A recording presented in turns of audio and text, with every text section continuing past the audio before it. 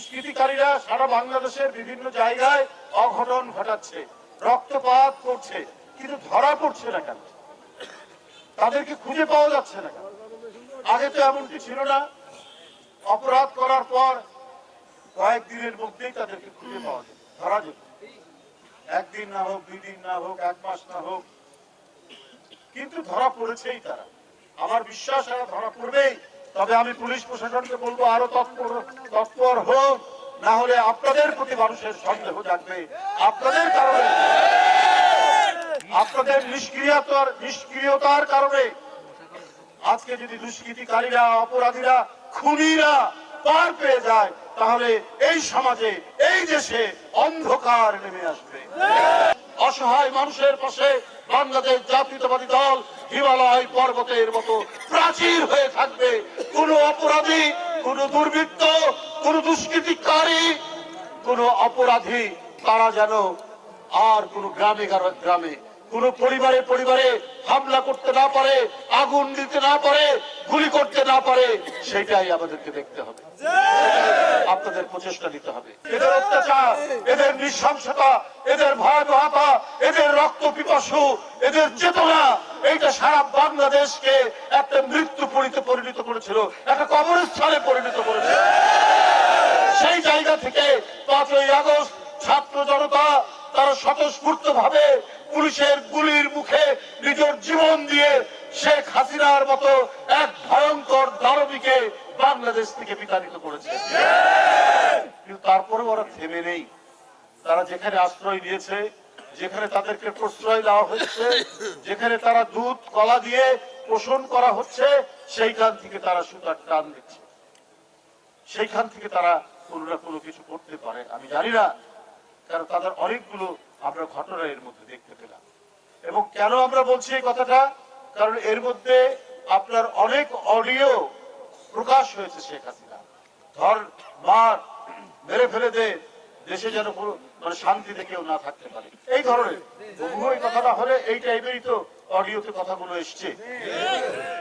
তারপরে বাংলাদেশ স্থিতিশীল থাক, বাংলাদেশে শান্তি থাক, এখানে মানুষ নির্বিঘ্নে হাট ঘাট বাজার ছেড়ে, অফিস আদালত ছেড়ে, স্কুল কলেজ থেকে তার শান্তিপূর্ণ গৃহে ফিরে আসুক, এটা সে চায় না।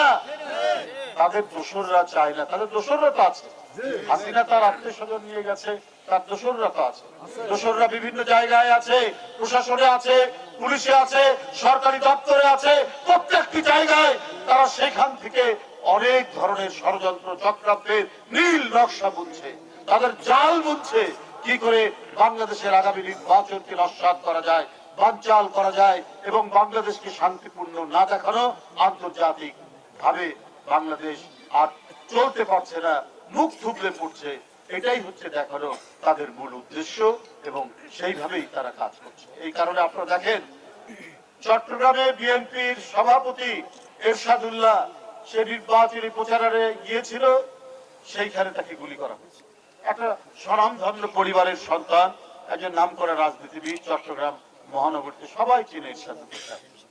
তার পেটে গুলি লাগলো, তার হাতে গুলি লাগলো, দীর্ঘদিন ঢাকায় চিকিৎসা করে তারপরে কিছুটা সুস্থ হয়েছে। এরপরে একজন তরুণ ছাত্র নেতা কিছুদিন আগে ঢাকা বিশ্ববিদ্যালয় থেকে বেরিয়েছে, শরীফ ওসমান হাদিকে তাকে গুলি করা হলো এবং মেরে ফেলা হলো, হত্যা করা। এই ঘটনাগুলো কিসের আলামত? যখন কালকে তার জানাজা হচ্ছে, বিশাল জানাজা, ঠিক ওই সময় শুনলাম লক্ষ্মীপুরের একটি গ্রামে সেখানে একটি পরিবারের বাড়িতে আগুন লাগিয়ে দিয়ে একটি মেয়ে মারা গেছে, আর পরিবারের অন্যান্য সদস্যরা আগুনে দগ্ধ হচ্ছে, তার বাবা সহ। কি হৃদয় বিদারক ঘটনা! আমরা সদর হাসপাতালে সেটা শুনে আসলাম। এই ভয়ঙ্কর চক্রান্ত এখানে চলছে। এই জন্য তারা যে সুখে শান্তিতে বাংলাদেশ থেকে লুটপাট করেছে, সেই লুটপাট করতে তো আর পারছে না।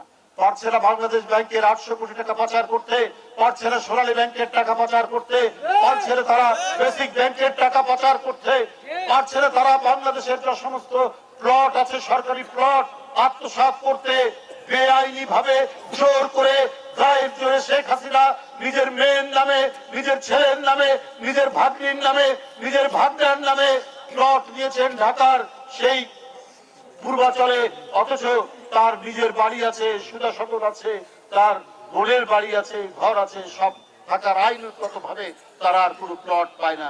এই যে গোটা বাংলাদেশের সমস্ত মানুষজনের সম্পত্তি, জমি জিরাত নিজের বাপদাদার সম্পত্তি মনে করেছে তারা।